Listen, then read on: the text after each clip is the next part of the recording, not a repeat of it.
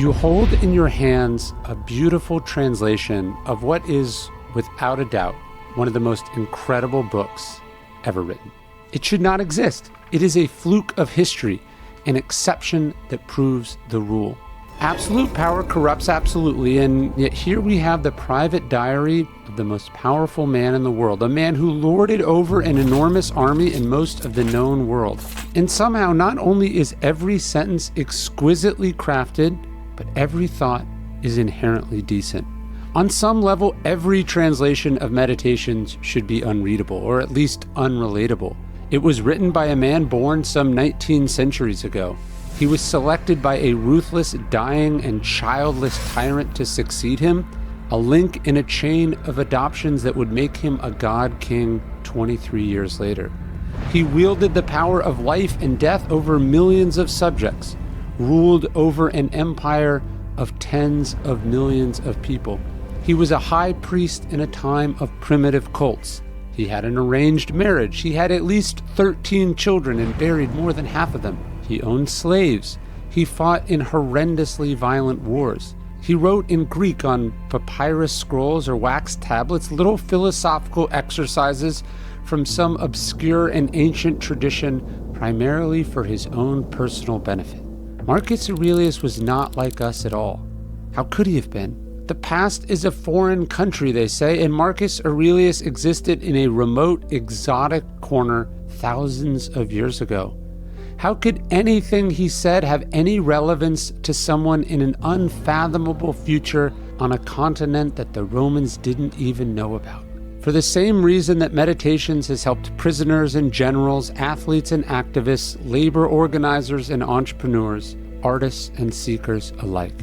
Because its very specificity creates a kind of universality. Nearly every other book was written to be published.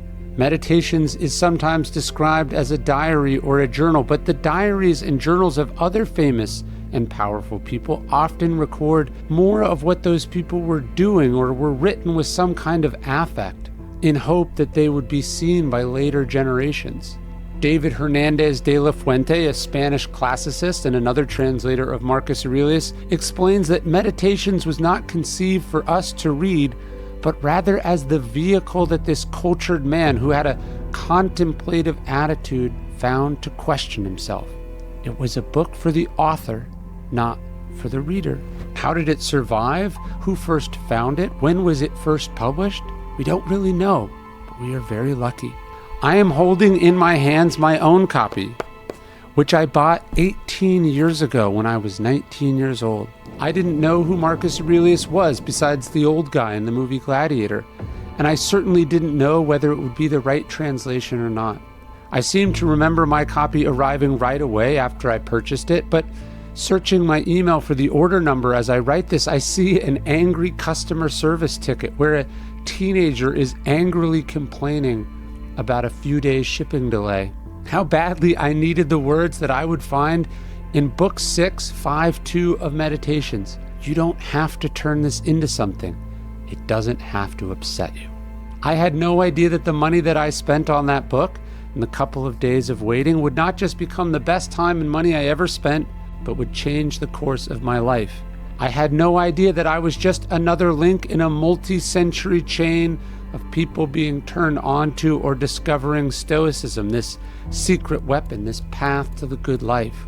Marcus Aurelius would probably understand my feelings here, for he himself notes in the opening pages of his gratitude to his philosophy teacher Rusticus for introducing me to Epictetus's lectures, he writes, and loaning me his own copy. The life of a future king was changed by the wisdom of a Greek slave who had triumphed over torture and exile, whose lectures were fortuitously recorded by a student in the early 2nd century AD and just as unpredictably survived to us to read today. There at the table in my college apartment in Riverside, California, vast differences in technology and culture disappeared.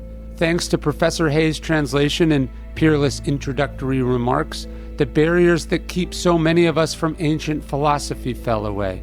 Here I was, invited to convene with a great mind, engaged not in logic chopping or philosophical paradoxes, but as Brand Blanchard would observe of meditations, something of a far more permanent interest, the ideals and aspirations that a rare spirit lived by.